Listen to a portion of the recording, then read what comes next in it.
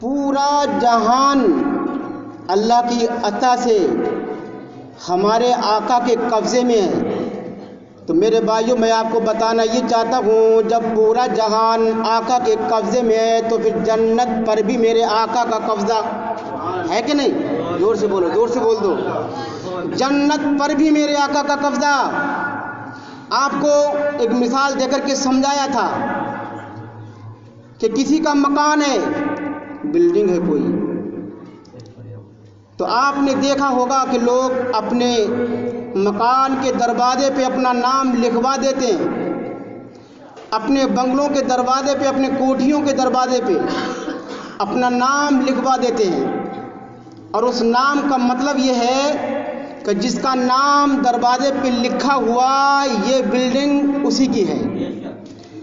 اب اس کی بلڈنگ تو اس کا مطلب یہ ہوا جس کا نام بلڈنگ کے دروازے پر لکھا ہوا ہے یہ بلڈنگ اسی کی بلڈنگ، اسی کی کوٹھی، یہ اسی کا مکان. اب جو جس کا مکان اس کی مرضی ہے کہ اپنے مکان کے اندر جس کو چاہے داخل کرے، جس کو چاہے داخل نہ کرے. ہے کہ نہیں بات؟ بتائیے میں کیوں غلط بول رہا ہوں؟ اگر صحیح بول رہا ہوں تو زور سے بول دو سبحان اللہ. یہ اس کی مرضی ہے. مالک مکان کے اجازت کے بغیر کوئی بھی انسان اس کے مکان میں داخل نہیں ہو سکتا. اسی طرح سے جنت کے محلوں پہ میرے نبی کا نام، سبحان اللہ، جنت کی دیواروں پر میرے آقا کا نام، جنتی درختوں پر میرے آقا کا نام، جنتی درختوں کے پتوں پہ میرے آقا کا نام، جنت کے دروازے پہ میرے آقا کا نام. جب جنت کے دروازے پہ میرے آقا کا نام تو پتہ یہ چلا کہ میرے آقا جنت کے مالک ہیں. اب جب آقا جنت کے مالک ہیں تو میرے آقا جس کو چاہیں گے جنت میں داخل کریں گے اور جس کو چاہیں گے اس کو جنت میں جانے سے روک دیں گے. بات یہ حقیقت ہے کہ نہیں؟ یہ حقیقت ہے. کیوں؟ اس لیے کہ ہمارے سرکار کی ملکیت میں جنت ہے، ہمارے سرکار کی ملک ہے جنت. اللہ کی عطا سے جنت کے مالک ہیں ہمارے سرکار صلی اللہ تعالیٰ علیہ وسلم. اب حضرات جنت میں کون جائے گا؟ بس یہ آپ کو سمجھانا ہے جنت میں کون جائے گا. یہ تو سب لوگ یہ دعویٰ کرتے ہیں کہ ہم جنتی، ہر جماعت والا یہ کہتا ہے ہم جنتی. آپ جس سے بھی معلوم کریں گے ہر انسان یہی کہے گا کہ ہم جنتی، ہمیں جنت میں جانا ہے. کسی بھی جماعت سے آپ معلوم کریں، آپ کسی بھی فرقے والے سے معلوم کریں، آپ کسی بھی انسان سے معلوم کریں، ہر انسان کا ایک ہی جواب ہوگا کہ ہم جنتی. ہے کہ نہیں؟ سب کا یہی جواب ہوگا ہم جنتی. لیکن سب کے جنتی ہونے سے کام نہیں چلتا، بلکہ حقیقت یہ ہے کہ جنتی وہ ہے کہ جس کو میرے آقا، سبحان اللہ، جس کو آقا جنتی بنا دیں، حقیقت میں وہ جنتی ہے. یعنی مطلب یہ ہے کہ جو ایمان والا ہے، سبحان اللہ. اور تھوڑا میں آپ کو پیچھے ہٹ کے بتا دوں، دیکھیے حضرات جتنے بھی نیک اعمال ہیں تمام نیک اعمالوں کو کرنے کا حکم اللہ تعالیٰ نے ایمان والوں کو دیا. اللہ نے نماز کا حکم ایمان والوں کو دیا، روزہ رکھنے کا حکم اللہ نے ایمان والوں کو دیا، زکوٰۃ دینے کا حکم اللہ نے ایمان والوں کو دیا، حج کرنے کا حکم اللہ نے ایمان والوں کو دیا. یعنی مطلب یہ ہے نماز ایمان والوں کے لیے، روزہ ایمان والوں کے لیے، حج ایمان والوں کے لیے، زکوٰۃ ایمان والوں کے لیے، عمرہ ایمان والوں کے لیے، تمام نیک اعمال ایمان والوں کے لیے. تو اب ثابت ہو گیا کہ جنت بھی ایمان والوں کے لیے ہے کہ نہیں؟ جنت بھی ایمان والوں کے لیے. جتنے بھی نیک اعمال ہیں تمام نیک اعمال کو کرنے کا حکم اللہ نے ایمان والوں کو دیا. تو جب سب اعمال نیک اعمال ایمان والوں کے لیے ہیں تو پتہ یہ چلا جنت بھی کس کے لیے ہے؟ ایمان والوں کے لیے. اب میرے بھائیو بس یہی بات میں آپ کو بتانا چاہتا ہوں. اب اگر تمہیں جنت میں جانا ہے تو اپنا ایمان مضبوط کرنا ہے. ایمان مضبوط کرو. جس کا ایمان مضبوط ہوگا وہی انسان کہاں جائے گا؟ جنت میں جائے گا. جس کا ایمان صحیح نہیں ہے وہ انسان جنت میں جا سکتا ہے کیا؟ نہیں. اب ایمان مضبوط کیسے ہوگا؟ آپ کو بار بار بتا چکا ہوں، اگر تمہیں اپنا ایمان مضبوط کرنا ہے تو اپنا یہ سینہ محبت رسول کا مدینہ بنا لو، اپنے سینے میں مدینے والے آقا کی محبت کو بسا لو، تمہارا ایمان مضبوط رہے گا۔ اور سب سے زیادہ کامیاب وہی انسان ہے کہ جس کو جتنی آقا سے محبت ہوگی، جتنی آقا سے محبت ہوگی، اگر جس انسان کو آقا سے سب سے زیادہ محبت، تو سمجھ لیجئے پوری دنیا میں سب سے زیادہ انسان وہی کامیاب ہے۔ تو سرکار سے محبت کرو۔ اب سرکار سے محبت کرنے کا مطلب کیا ہے یہ بھی میں آپ کو بتا چکا ہوں، بار بار میں آپ کو بتا چکا ہوں۔ نیک کام کرو، وہ کام کرو کہ جن کو قرآن حدیث نے ہمیں کرنے کا حکم دیا ہے، اور ان سے بچو کہ جن سے ہمیں اللہ نے روکا ہے، حدیث نے روکا ہے، قرآن نے روکا ہے، ان سے بچو۔ جائز کام کرو اور اپنی مسجد کو آباد کرو، سبحان اللہ، مسجد کو آباد کرو، نماز کے پابند بن جاؤ، سرکار دو عالم صلی اللہ تعالی علیہ وسلم کو جیسا ماننے کا حق ہے ویسا مانو، قسم خدا کی تم کامیاب رہو گے، جنت تمہاری ہے۔ جس دن تم آقا علیہ الصلوۃ والسلام کے سچے پکے غلام بن جاؤ گے تو جنت بھی تمہارا انتظار کرے گی، جنت بھی تمہارا انتظار کرے گی۔ جب کوئی سچا عاشق رسول جنت میں جاتا ہے، یہ جائے گا تو جنت بھی خوشی میں جھومے گی، سبحان اللہ، کہ نبی کا سچا عاشق ہمارے اندر آیا ہے۔ تو ایسے بن کے دنیا سے جاؤ کہ جب تم جنت میں جاؤ تو جنت بھی تم پر رش کرے کہ سرکار کا سچا پکا عاشق ہمارے اندر آیا ہے۔ تو سرکار صلی اللہ علیہ وسلم سے سچی محبت کرو۔ اللہ کے بعد سب سے زیادہ بڑا مقام کس کا ہے؟ ہمارے آقا علیہ الصلوۃ والسلام کا ہے۔ تو سرکار سے سب سے زیادہ محبت کرو۔ تو بات چل رہی تھی کہ آقا علیہ الصلوۃ والسلام کا قبضہ اللہ کی عطا سے اللہ کی تمام مخلوق پر ہے، تمام چیزوں پر اللہ کی عطا سے ہمارے آقا علیہ الصلوۃ والسلام کا اختیار ہے۔ اب دیکھیے اللہ کی مخلوق، اللہ نے کسی کو کالا بنایا، اللہ نے کسی کو گورا بنا دیا، اللہ نے کسی کو بدصورت بنا دیا، اللہ نے کسی کو خوبصورت بنا دیا۔ اب ایک بات آپ لوگ ذہن نشین کر لینا، اللہ تعالیٰ نے جس کو جو بنا دیا وہ بنا دیا، اب اس میں کوئی بھی تبدیلی کر نہیں سکتا۔ اللہ نے جس کو بدصورت بنا دیا اسے کوئی خوبصورت نہیں بنا سکتا، اللہ نے جس کو خوبصورت بنا دیا اس کو کوئی بدصورت نہیں بنا سکتا، اللہ تعالیٰ نے جس کو کالا بنا دیا اسے کوئی گورا نہیں بنا سکتا، اللہ تعالیٰ نے جس کو گورا بنا دیا اسے کوئی کالا نہیں بنا سکتا۔ لیکن اللہ تعالیٰ نے اپنے محبوب کو یہ حکم دیا، اے میرے پیارے حبیب، تم کو میں اختیار دیتا ہوں کہ جس کو میں نے بدصورت بنا دیا تم اسے خوبصورت بنا دو، سبحان اللہ۔ ارے اب تو زور سے بولو سبحان اللہ۔ جس کو میں نے بدصورت بنا دیا، محبوب تم کو اختیار ہے کہ تم اسے خوبصورت بنا دو۔ اور اللہ نے فرمایا، اے محبوب تمہیں اختیار ہے کہ جس کو ہم نے کالا بنا دیا تم اسے گورا بنا دو، تمہیں اختیار ہے۔ تو جس کو اللہ نے یہ اختیار دیا ہو کتنی بڑی شان کا مالک ہوگا وہ رسول، سبحان اللہ۔ اور پھر ایسا رسول اللہ نے ہمیں آپ کو عطا فرمایا۔ ہم اپنی قسمتوں پر جتنا بھی ناز کریں وہ کم ہے کہ اللہ نے سب سے پیارا رسول ہمیں اور آپ کو دیا ہے، ہمیں اور آپ کو عطا فرمایا ہے۔ تو اللہ نے فرمایا، اے میرے محبوب میں تمہیں اختیار دیتا ہوں، جس کو میں نے کالا بنا دیا اے محبوب تمہیں اختیار ہے تم اسے گورا بنا دو۔ اب آئیے میں آپ کو تھوڑا آگے بتاتا ہوا چلوں۔ ایک مرتبہ ہمارے آقا علیہ الصلوۃ والسلام سفر میں تھے، صحابہ کرام بھی سفر میں تھے، اچانک پانی ختم ہو گیا۔ جب پانی ختم ہو گیا صحابہ آقا کی بارگاہ میں آئے اور آنے کے بعد عرض کرتے ہیں، یا رسول اللہ پانی ختم ہو گیا۔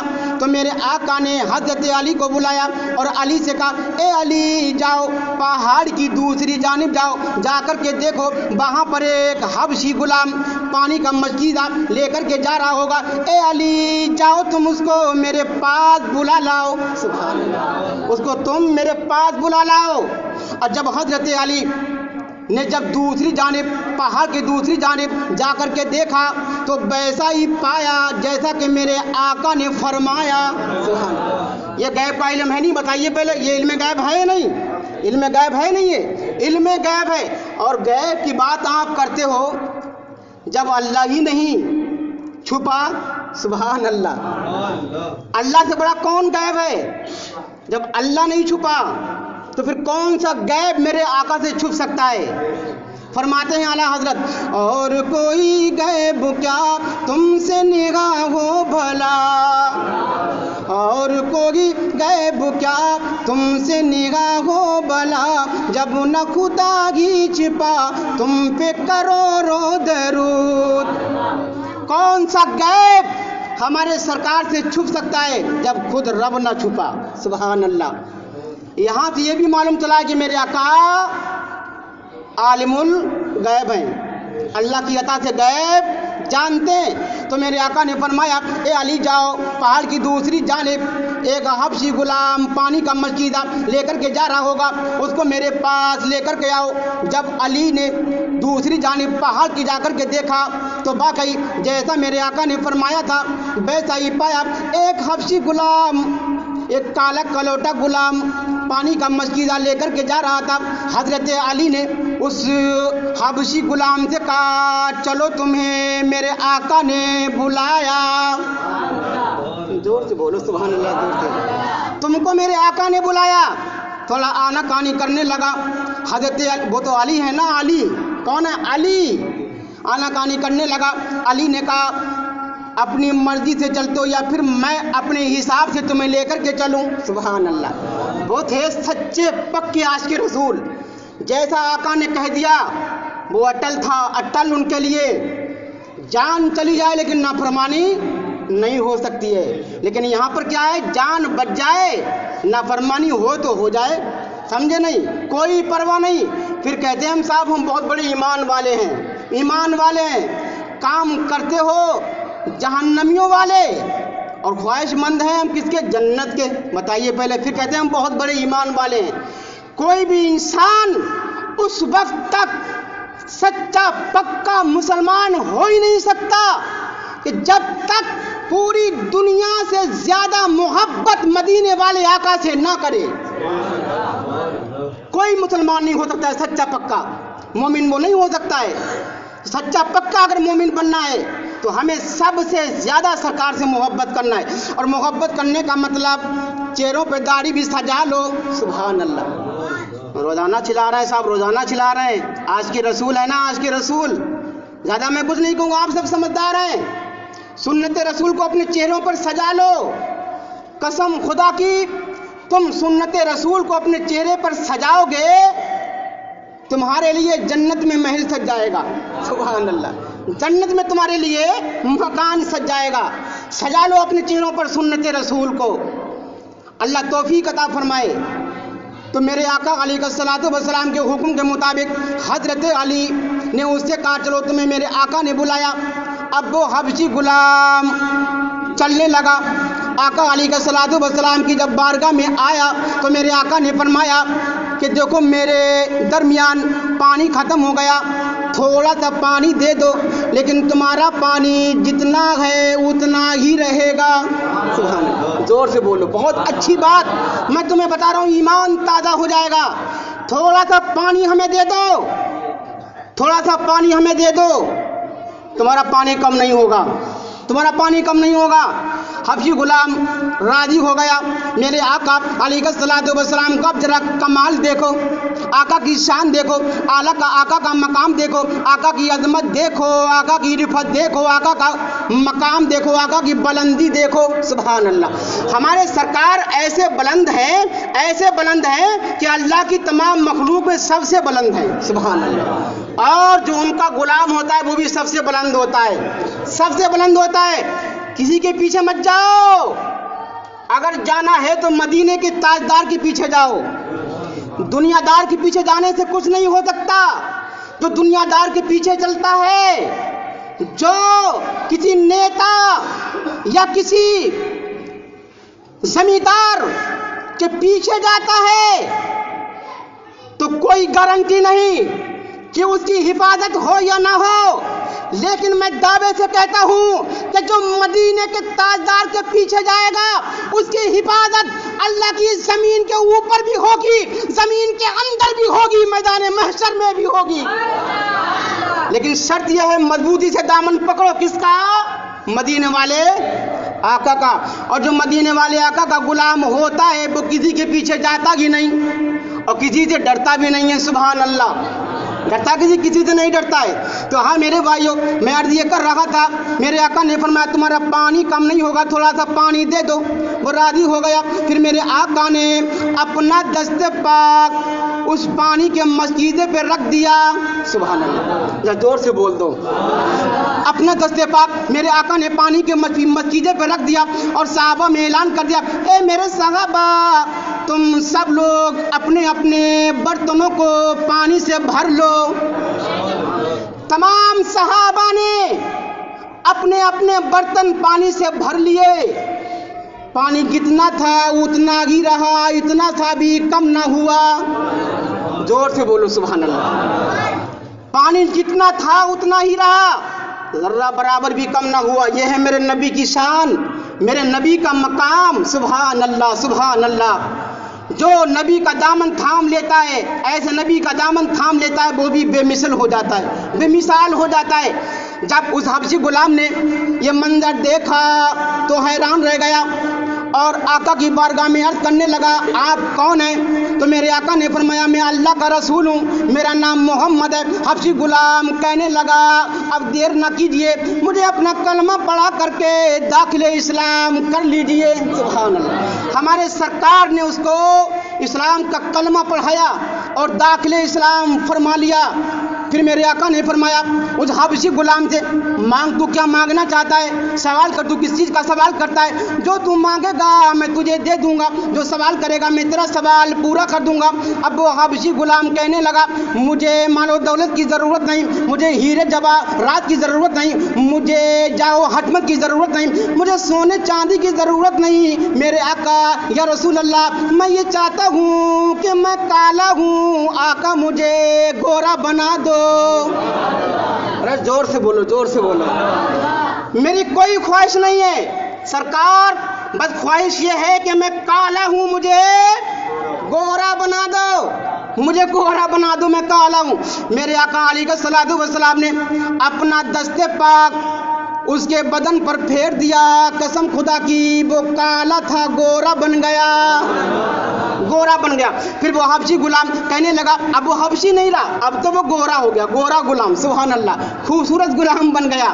اب وہ کہنے لگا، آقا آقا میرے مالک کے لیے بھی دعا فرما دیں، وہ بھی داخل اسلام ہو جائے۔ میرے آقا نے اس کے لیے بھی دعا فرما دی۔ اب وہ غلام جانے لگا۔ جب وہ اپنے مالک کی بارگاہ میں پہنچا تو اس کا مالک کہنے لگا، تم کون ہو؟ تو وہ کہنے لگا، میں تمہارا غلام ہوں۔ اس نے پہچاننے سے انکار کر دیا، کہا تم اپنی اونٹنی بھی دیکھو جس پر میں سوار ہو کر کے گیا، اپنا مسجدہ بھی دیکھو۔ جب اس نے مسجدہ دیکھا تو کہا مسجدہ بھی ہمارا، اونٹنی بھی ہماری۔ تو غلام کہنے لگا، اے مالک میں بھی تمہارا، میں بھی تمہارا۔ اب وہ مالک کہنے لگا، تو پھر یہ تیرے چہرے پر، تیرے بدن پر انقلاب کیسا؟ سبحان اللہ، یہ انقلاب کیسا آ گیا؟ تو گیا تھا کالا بن کر کے، لیکن گورا کیسے ہو گیا؟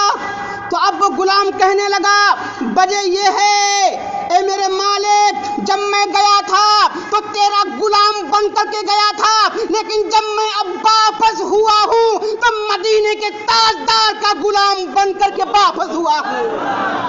وہی یہ انقلاب ہے، قسم خدا کی، جو آقا علیہ الصلوۃ والسلام کا ہو جاتا ہے، اگر کالا بھی ہوتا ہے تو گورا ہو جاتا ہے، اگر بدصورت بھی ہوتا ہے تو خوبصورت ہو جاتا ہے، جو نبی کا ہو جاتا ہے اگر ادنا بھی ہوتا ہے تو اعلیٰ بن جاتا ہے، اگر غریب ہوتا ہے تو امیر ہو جاتا ہے، اگر بے عزت ہوتا ہے تو پھر وہ باعزت ہو جاتا ہے۔